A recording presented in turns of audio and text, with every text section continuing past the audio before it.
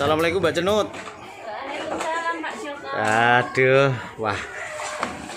Wes anu ya, wes sudah siang ini jadi Iya, sudah hampir zuhur Pak Joko. Yes. Gimana?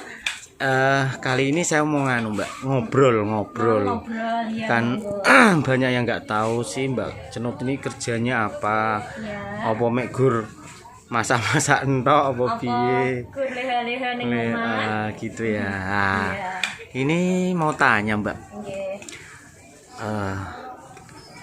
Banyak yang tanya awal mulanya Mbak Cenut sama Pak Joko jualan di pasar ini pertama gimana Mbak? Oh, ceritanya Merintis. Ceritanya ini nek cara wong kekinian Q&A gitu ya Pak. Q&A gitu ya Pak. Q&A? Iya, Apa itu? carane Pak, nek aku sih gak mudeng. Nah, menjawab semua pertanyaan atau bercerita tentang sejarah hidup kan namanya iku ngono lho ku Pak Ah ya. Oh ya.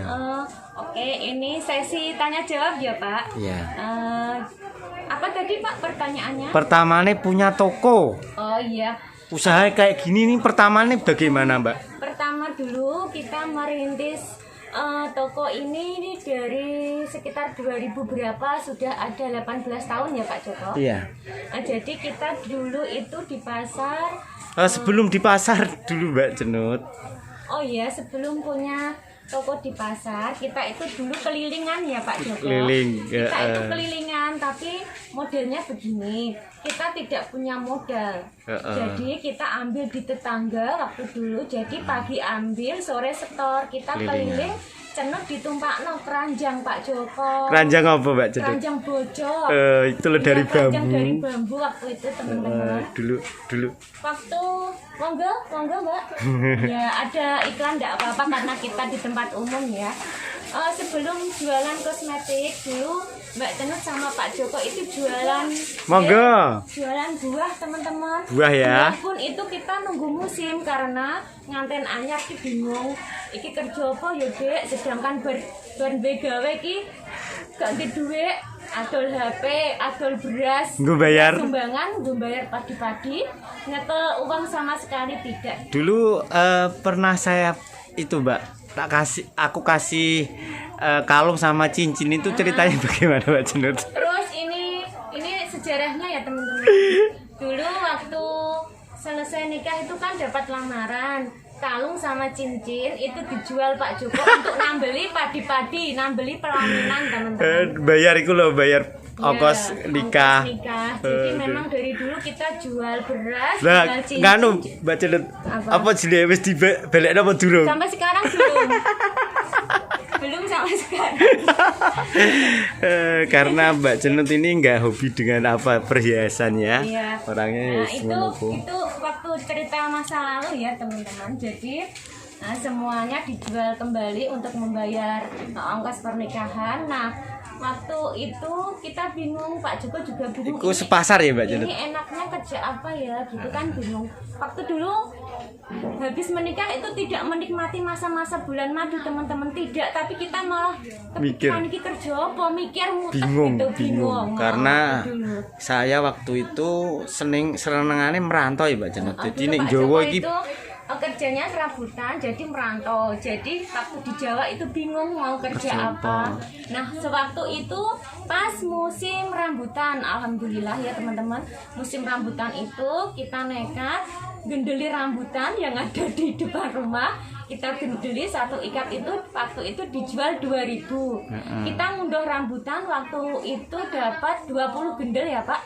Lalu kita keliling, kita jual dari desa ke desa teman-teman, karena kalau dijual di lingkungan sekitar tidak laku karena semua rumah sudah punya pohon rambutan. Waktu itu kita habis musim rambutan bingung mau kerja apa. Nah, kita cari lagi belum musim buah. Nah, Pak Joko sempat berpamitan kepada Cenut, Dek, waktu dulu manggilnya Dek karena aja nganten baru, nek saiki Nut gitu ya.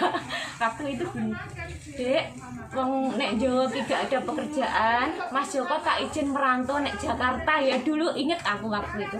Tapi Cenut gini teman-teman, Cenut tidak ngizinin karena apa?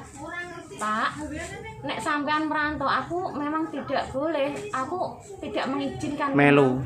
Kalau sampean merantau saya ikut, karena gini, sampean iki wis ngawini aku, dadi susah seneng kudu wong loro. Nek memang kepengen begawe ya wong loro, kita usaha dari nol, jadi kita kerja bersama-sama gitu teman-teman. Monggo. Jadi Cenut tidak mau tidak ada. Istrinya kosong ya, Mbak? Air mawar Ada. ada. Oh, Bentar bentar ya, ya. teman. Jadi waktu itu saya pamitan sama Mbak Cenut minta mau merantau, tapi dia malah nangis nggak boleh karena dia punya prinsip kalau susah senang harus berdua. Jadi saya bingung mau kerja apa lagi, sedangkan musim buah ini tidak tentu. Ya beli entek bareng ngono terus yo entek eneh ngono. Jadi ini bingung. Ya lanjut Mbak Cenut. Oke, kita lanjut. Nah, Pak Joko memiliki pikiran untuk merantau itu karena apa teman-teman? Karena satu, Pak Joko itu bingung nek Jawa arep kerja apa. Kedua, Pak Joko iki cuma lulusan SD. Alah SD ra lulus kelas 5 tok Mbak SD Cenut. aja tuh tidak lulus, jadi beliau mikirnya aku tak merantau ae go, aku nek Jawa iki bingung kok Dek, kerja apa. Wong kuli-kuli bangunan yo ora ono, pokoke aku ki gelem kerja serabutan tapi bingung nek Jawa iki gitu teman-teman. Jadi kan dipikirane itu cuma merantau. Iya. Karena Mbak Cenut juga lulusan SMP. S piro, Mbak? S5. Ya, lulusan S5. S7, Mbak Cenut. S7. S teh, S dawet. Wes pokoknya Bu. Gak apa-apa ya Mbak Cenut ya. Saya memang karena apa ya Mbak Cenut, saya nggak sekolah itu karena ada sebabnya. Karena memang orang tua nggak Kondisi seperti dulu gimana? nggak mampu menyekolahkan, bukan karena saya itu loh ya malas sekolah, enggak ya, karena orang tua nggak mampu menyekolahkan. Ibarat bisa makan aja wis matur nuwun ya Pak zaman iya, dulu. zaman dulu. Sekolah itu zaman dulu kalau tidak yang benar-benar sugih wis gak bisa sekolah. Dulu Mbak Cenut sekolah Dulu Cenut sekolah itu saja di sekolah ke Petinggi Tisari teman-teman. Bukan biaya orang tua ndak. anak anu di Apa dulu ya ada program sekolah anak asuh. Oh ya. Anak asuh ya. Ya anak asuh ya dulu ya. Aduh. Wis disyukuri aja Mbak Cenut ya. Soalnya gini teman-teman, Cenut tidak mau uang bar dikawin kok arep ditinggal merantau. Yo aku mau nek memang kepengen kerja ya kita sama-sama kerja, berdua kerja gitu. Jadi waktu itu Pak Joko mengurungkan niatnya karena memang Cenut tidak mengizinkan ya. Nah sejak itu kita Monggo. Implora. Ana. ada. Habis itu saya nggak jadi merantau teman-teman. Jadi ini aku ada di tetangga itu namanya apa ya, pokoknya usaha. Terus saya berani nggak berani bilang sama dia kalau saya memang nggak punya uang, pengen kerja. Cuma aku pengen dari dulu ini orangnya inginnya mandiri, nggak ikut orang ya. Jadi ini saya ambil barang kayak pokoknya barang-barang lah, sabun. Dulu saya waktu itu maketin sabun, piring, sampo, terus sabun dulit tak paketi, tak bungkus plastik. Dulu modalnya berapa Mbak? Dulu modalnya 8.500 ya. Iya. Dulu alhamdulillah ya Pak, sewaktu kita benar-benar kepepet, Gusti Allah ki maringi dalan. Ternyata ada tetangga yang dulu salesan sudah sukses ya. Jadi kita tidak berani memberanikan diri. Ngomong, "Mbak, ini aku mau jualan tapi ambil aja ya, maksudnya bawa saja ya, nanti sore kita total." Alhamdulillah diizinin ya Pak Joko. Iya. Waktu itu kita bawa kayak sabun-sabun deterjen. Saya paketi. Nah, tapi kita punya akal teman-teman. Dari beberapa sabun tersebut Item. kita beri hadiah.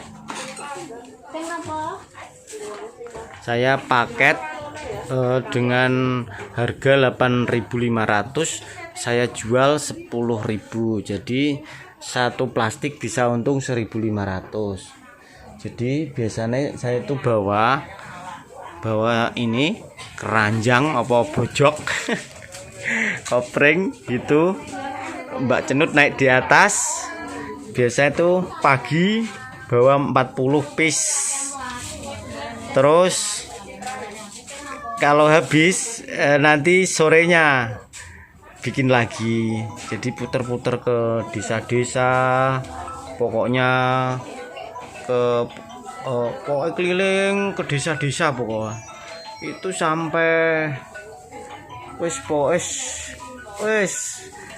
susah senang pokoknya.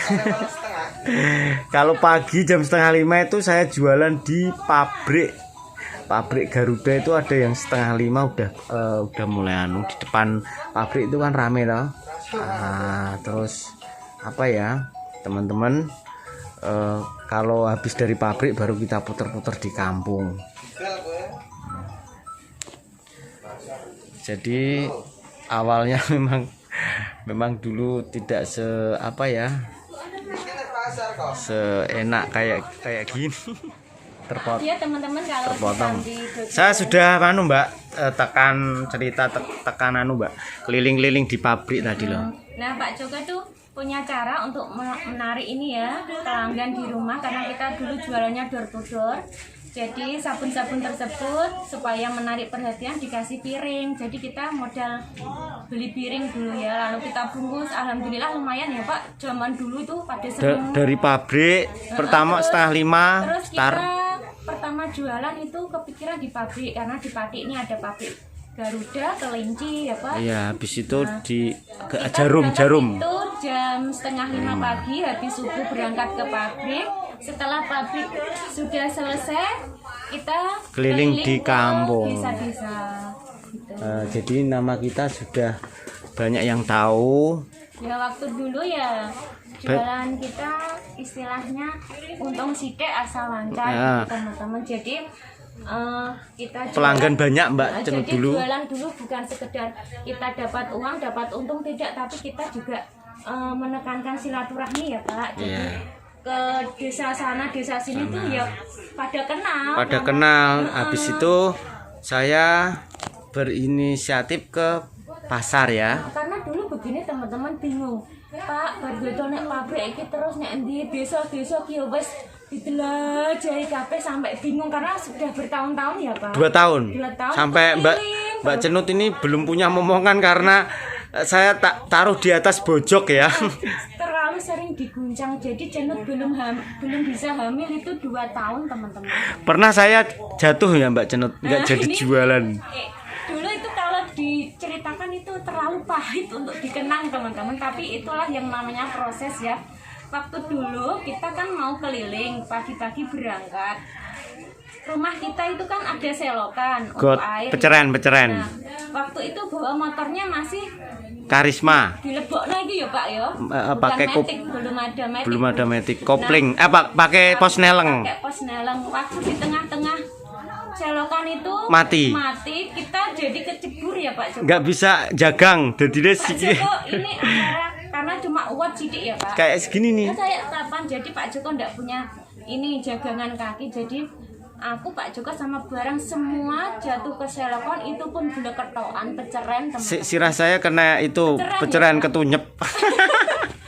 Ya, Pak Joko. Jadi saya Pernah nggak kejadian jualan saya itu.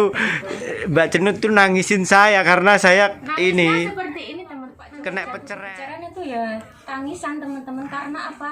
Rupanya Makanya ini ketuncep peceren, jadi wis gak rupa menungso. Karo Jadi hitam semua gitu. kalau saya itu sedih, saya tuh Mbak Cenut. Kenapa? Lihat itu loh. Barangnya. Barang saya tuh kena peceren. Soalnya barangnya wong. Barangnya orang tuh kena kena ini semua jatuh ke Terpaksa dicuci terus di PP ya Mbak Jenut ya. Alhamdulillah plastikan ya Pak. Habis itu dilap satu persatu dijemur. Jadi enggak jadi jualan hari itu ya Pak. jadi Nah, lalu dari situ berjalannya waktu kita berpikir ke pasar, jualan ke pabrik, terus ke desa-desa, kita ya akan seperti ini terus Kak Joko, saya gitu. Terus Kak Joko berinisiatif, gimana Dek kalau kita kelilingnya di pasar gitu teman-teman. Nah, sedangkan saya dulu kan nggak punya toko. Mulai saat itu kita keliling ke pasar karena kita belum punya modal atau belum punya toko. Jadi gini teman-teman, dari los ikan nanti ke los Kayak mana. begini teman-teman.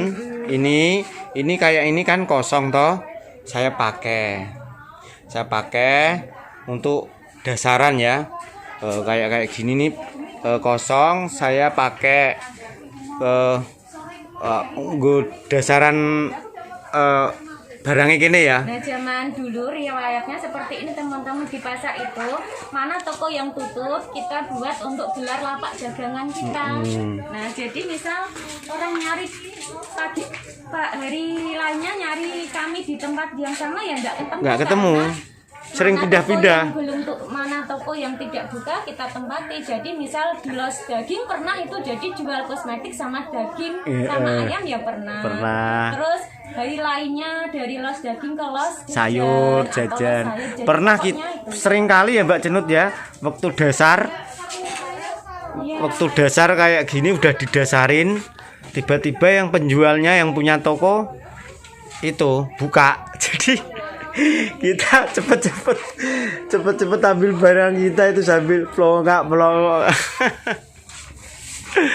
Tapi yes, gak apa-apa, namanya perjalanan hidup ya teman-teman. Sambung lagi Mbak Jenut ya. Iya Pak. Terus benar apa yang dikatakan Pak Joko tadi, pernah suatu kejadian kita sudah buka lapak di toko beliau sekitar jam 8 beliau tiba-tiba datang untuk buka toko ya kita terus sering cepet kayak wah pokoknya dulu itu barang kita ditata kan satu persatu gitu, tidak satu ditata rapi, kan berapa kerdus kita bawa toh. Habis itu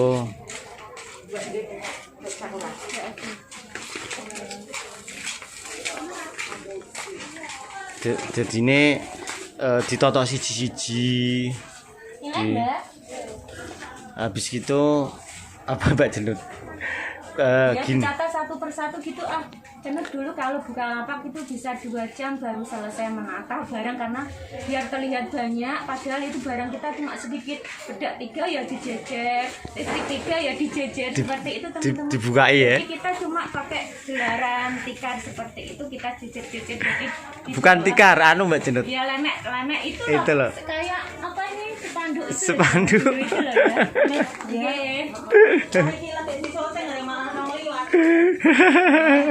Kejadian seperti itu bolak-balik ya Pak. Bolak-balik. Kita memang menyadari yang kita ini itu cuma numpang kok ya. Awalnya punya toko gimana Mbak Jenut? Enggak. Jadi 10.000. teman-teman, awalnya saya punya toko itu ceritanya begini. Ini di sini nih masih ada nih Mbak Umi namanya ya. Mbak Umi. Ini Mbak Umi nih namanya. Mbak Umi. Dulu Mbak Umi. Mbak Umi. Dulu saya sewaktu Bien aku pernah jualan ning kene ya, ning ngarep kene ya. Mbak Umi ini dia menolong saya karena apa? Dia waktu itu hamil mau melahirkan, jadi depan waktu hamil ini juga hamil, saya suruh jualan di sini. Dia membantu saya, menolong saya, suruh jualan di sini ya Mbak. Berapa tahun Mbak? Hampir 2 tahun ya Mbak ya. Jadi saya jualan di sini nih. Ini Mbak Umi, saya ditolong sama Mbak Umi ini jualan 2 tahun sehingga saya punya ada yang dijual tokonya di sini. Saya beli ini toko pertama ini. Ini toko pertama saya. Oh. Iya ya. Cilik kok gede. Iya betul sekali teman-teman. Mbak Umi itulah salah satu cikal bakal toko kita ya. Istilahnya itu Pertama manggon nih. Mbak Umi itu mungkin yang dikirim Gusti Allah buat kita ya. Karena apa teman-teman? Dulu itu tempatnya itu diizinkan untuk kita tempati. Padahal itu waktunya lama ya, beberapa bulan. Niat kita mau sewa teman-teman, tapi kata beliau Gak tidak boleh. bisa, tidak mau beliau kita sewa, tidak mau. Beliau itu berkata, tidak apa-apa Mbak, Gonilah. Mas, dipakai aja daripada emperan saya ini Nganggur. Karena beliau waktu itu melahirkan, jadi tidak bisa jualan di pasar. Jadi beliau meminta kita malah untuk menempati emperannya tersebut. Nah waktu itu Cenut hamil pun jualan di situ ya Pak, karena Iya, masih. perut sudah tidak terkantrok-kantrok, tidak terguncang-guncang Iya. di sepeda motor, sudah jenak jualannya. Walaupun waktu itu Cenut dalam keadaan hamil besar pun masih jualan, masih menata dagangan di emperan ya Pak Joko ya. Nggih. Jadi masih menata satu persatu. Nah dari situlah Cenut sudah jualan itu jenak, jualannya sudah tetap, di situ sudah mulai punya celengan. Jadi di sini itu dulu yang menempati itu sudah ibu-ibu sepuh-sepuh, sudah ibu bakul tua-tua. gedang. Itu toko ini dulu itu jualan pisang. Jadi orang sepuh, Suruh orang genteni. tua dulu itu bilangnya malah pada kita, karena mungkin toko atau tanah itu nyari pulung ya Pak. Jadi kenapa kok ditawari bukan orang lain, kenapa malah kita gitu dulunya.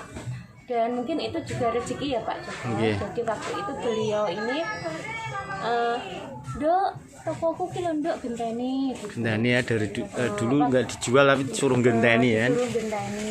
Dulu enggak tahu jual berapa, tapi suruh genteni. Ya. Dan alhamdulillah berkah sampai sekarang. Tapi itu pun bertahap teman-teman. Satu toko. Satu pedagang, terus pedagang yang sebelahnya karena sudah sepuh juga suruh genteni, sampai ada empat kios, kios. punyanya 4 pedagang yang Ini beda-beda. teman-teman ini 4 kios saya jadikan satu ya.